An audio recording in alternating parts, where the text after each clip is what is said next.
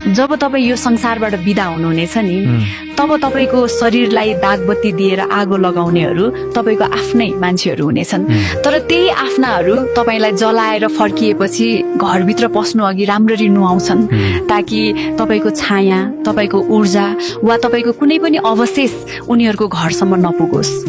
तपाईँका कपडाहरू, तपाईँका मनपर्ने सामानहरू र तपाईँका सबै तस्विरहरू घरबाट बिस्तारै सबै हटाइन्छन्, तर एउटा कुरा भने फालिने छैन र त्यो हो तपाईँको कमाएको पैसा र तपाईँको गरगहना।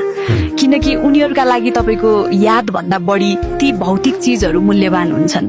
अनि त्यही बेला एउटा कठोर सत्य बुझिन्छ, सायद यो दुनियाँमा मान्छे भन्दा पनि उसले कमाएको धन र उसले छोडेको मूल्यवान कुराको बढी महत्त्व दिइने रहेछ।